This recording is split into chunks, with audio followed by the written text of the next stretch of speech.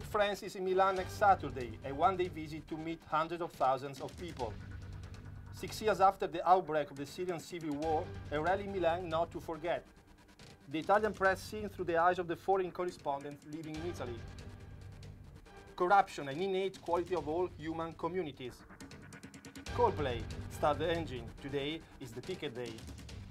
This is the English edition of TG Mag. Good morning, I'm Davide Zamberlan. Let's start this edition with a quick update on the last terrorist attack that took place yesterday in central London. A car hit the crowd on Westminster Bridge, and a policeman was then stabbed by the driver, who was eventually shot. So far, 4 people have died, including the policeman and the attacker, and 29 are treated in 5 hospitals across the city. 7 are now in critical condition. No one has claimed responsibility for the attack yet. However, the police has confirmed the incident is being treated as a terrorist attack and is investigating with the utmost discretion what is likely to be a new, severe challenge for the government of Theresa May. This morning, 7 men have been arrested in 6 counter-terrorism raids in Birmingham, London and elsewhere. Let's now go back to Italy. The Holy Father is expected to be in Milan next Saturday for a pastoral visit waited for by hundreds of thousands of believers.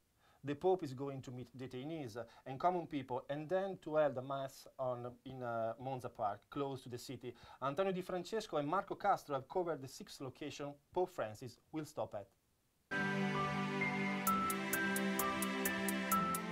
The city of Milan is ready to welcome Pope Francis. On Saturday 25th of March, the Pope will reach the city for a pastoral visit waited by thousands of believers. Milan hosts a Pope for the 4th time in the history.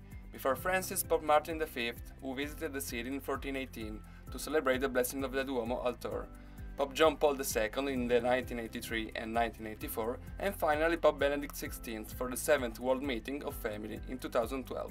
Ci troviamo proprio sulla... We are here at the Linate Airport runway, where Pope Francis is expected to arrive. It's a pastoral visit, so the welcome ceremony will be simple. The first people meeting the Pope are 2 children, offering him a bunch of flowers. Pope Francis' pastoral visit will start from one of Milan's most socially disadvantaged areas, Case Bianche. This is a council houses complex built in the 70s in the eastern outskirts of the city, where a Caritas center and a small community of nuns are active. After a stop at the Duomo, alongside the Archbishop Cardinal Angelo Scola, the Pope will get to San Vittore prison for a lunch with 100 convicts. San Vittore prison is one of the stages of the pastoral visit. Pope Francis will meet most of the inmates and, among them, some female convicts with their children detained in ICAM. He will then visit some detention department before having lunch with around 100 of detainees. At least 600,000 people are expected for the 3rd phase of the visit, the Park of Monza, where the Pope will celebrate the Holy Mass. Before leaving the city, the Holy Father will meet hundreds of children on their way of confirmation or just confirmed. 78,000 people are expected to attend the event in San Siro Stadium. Sarà un momento di preghiera insieme. It will be an occasion to pray together. During the celebration, we will hear the evangelical message of the Annunciation, and we will meditate on the joy that the Holy Spirit could bring to the children's lives.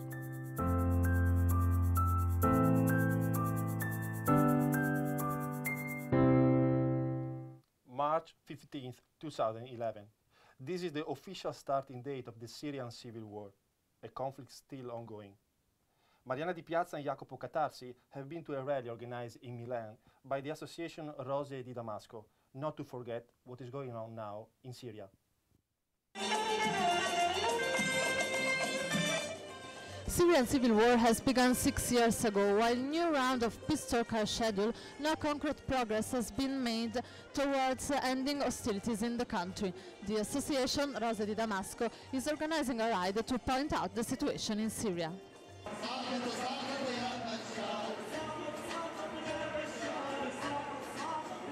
In Syria there is a big war between the Syrian regime and the rebels who wanted to make the change in this country, who's asking freedom. In the last 2 years, it was a lot of other big countries who's involved in this war, like Russia, America, Turkey, and other Arab countries. So now there is a chaos, total chaos.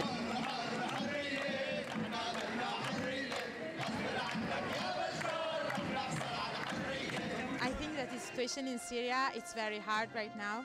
We have to stay beside the Syrian revolution and the people of Syria. We couldn't imagine how it would end and when it will end, but we have to stay still and don't forget that every single day, every single moment there is a bombing from Assad and Russian regime in Syria that kills a lot of people and a lot of children and a lot of civilians. How is the Italian press seen by foreign correspondents living in our country? Leonardo Cavallo and Matteo Bruzzese have talked to Philip Webster, president of the Foreign Press Association in Milan. Journalism changes everywhere. In the last few years, Italian journalists are facing challenges and long-standing troubles. How do foreign media picture the Italian press? Philip Webster, columnist at the Italian daily Sole 24 Ore, answers. You always have the feeling when you read an Italian newspaper that maybe you have to sort of see what's behind the newspaper. There's an interest, a pressure group, or many, obviously, newspapers in Italy are part of greater groups. Like Stampa was for a long time property of the Fiat group, or obviously La Repubblica being part of the Benedetti group, or Il Messaggero part of Caltagirone. What about the freedom of press in Italy? So you always have the feeling that maybe they're pushing some kind of interest, their own interest, or the interest of somebody that they're supporting, which sometimes gives the impression that maybe the Italian press isn't always totally independent or totally objective when it's reporting. What's the difference between Italian media and other Western media? It seems like the foreign press, at least in major European countries and in North America, tends to be a bit more independent, and at least if they get it wrong it's because they generally wrote what they thought rather than maybe writing what somebody else thought for them. Corruption, its roots and political and civil antidotes have been discussed in a conference held in Milan last Friday. Francesco, Bruno and Andrea Danneo have taken a look for us. Corruption can be defeated. This is the message launched during the conference Prevent Corruption, organized at the Catholic University of Milan. Maybe it's one of the most important assignments we have as journalists to reveal corruption, because it's a threat against democracy. We have the tool of publicity, and I think we should fulfill our assignment in working as investigative journalists to focus on corruption. As the corruptive phenomenon is becoming more and more international, collaboration between countries could be the right tool to fight it. We have to follow the same track as journalists.